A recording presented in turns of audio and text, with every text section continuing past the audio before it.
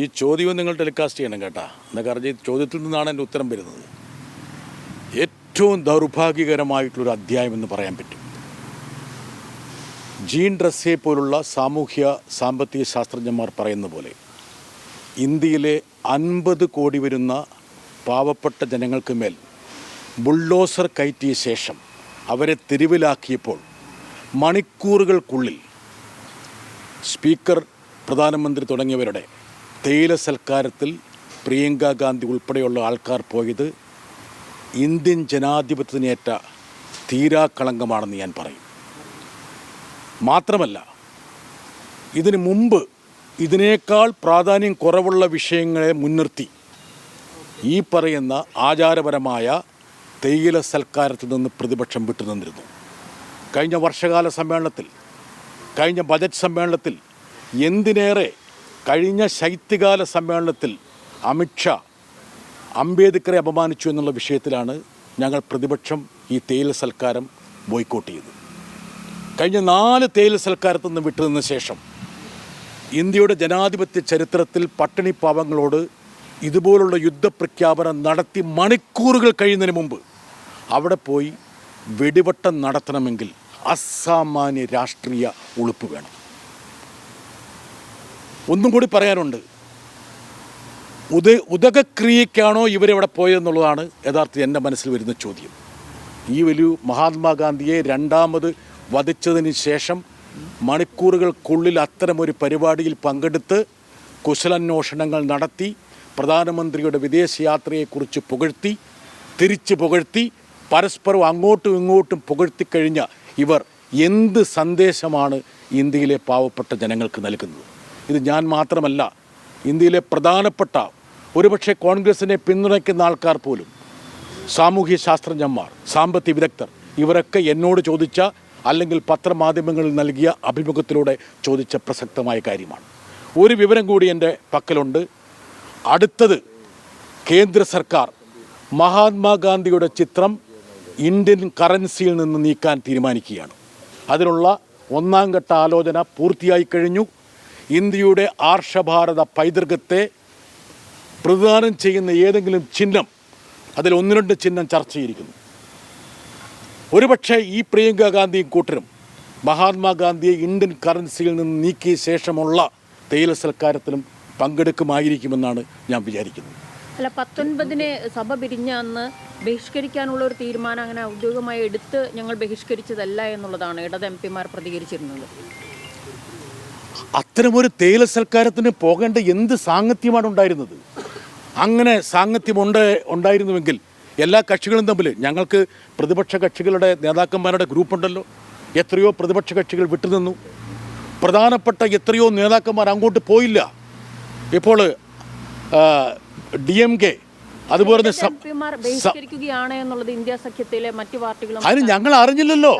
ഞങ്ങൾ ഇതുപോലുള്ള ഒരു വലിയ ഒരു കളങ്കം ഇവർ ക്ഷണിച്ചു വരുത്തുമെന്ന് ഞങ്ങൾ സ്വപ്നത്തിൽ പോലും ചിന്തിച്ചില്ല.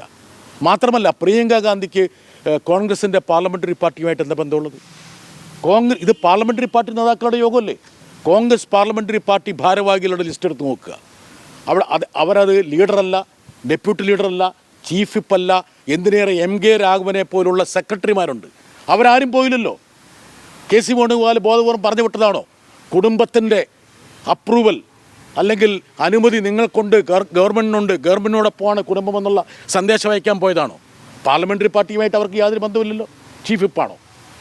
ആ പാർലമെൻ്ററി പാർട്ടിയുടെ ഖജാൻജിയാണോ? ഒരു ഭാരവാഹിത്വവും കോൺഗ്രസിൻ്റെ പാർലമെൻ്ററി പാർട്ടിയിൽ കൈയാളാത്ത പ്രിയങ്ക ഗാന്ധി എന്തുകൊണ്ട് അവിടെ പോയി? ആ ചോദ്യം എന്തുകൊണ്ട് ഇന്ത്യയിലെ മാധ്യമങ്ങൾ ചോദിക്കുന്നില്ല? എന്തുകൊണ്ട് പ്രധാനപ്പെട്ട DMKയുടെ, അതായത് TR ബാലു അല്ലെങ്കിൽ കണിമൊഴി പോലുള്ള നേതാക്കൾ പോയില്ല? എന്തുകൊണ്ട് അഖിലേഷ് പോയില്ല? എന്തുകൊണ്ട് ആം ആദ്മി പാർട്ടിക്കാരെ ബഹിഷ്കരിച്ചു? എന്തുകൊണ്ട് TMC ബഹിഷ്കരിച്ചു? സമാജ്വാദി പാർട്ടിയുടെ ആൾ അവിടെ പോയി അതേ തിരിച്ചറിഞ്ഞു ഇറങ്ങി. അതായത് ഇവരെ പോലും വഴിതെറ്റിക്കുകയാണ് ചെയ്തത്. ഇത് എന്ത് സന്ദേശമാണ് ഈ രാജ്യത്തിന് കോൺഗ്രസ് പാർട്ടി നൽകുന്നത്? അല്ല, എന്തുകൊണ്ടാണ് ഈ സഭ പിരിഞ്ഞ അന്ന് തന്നെ, അത് ഈ ചായ സൽക്കാരത്തിൽ പങ്കെടുത്ത അന്ന് തന്നെ ഇടതുപക്ഷ ഈ ഒരു എതിർപ്പ് പ്രകടമാക്കാതിരുന്നത്? ഇന്നിപ്പോൾ സഭ പിരിഞ്ഞ് 3ാമത്തെ ഞാൻ അന്നും പ്രതികരിച്ചിരുന്നു.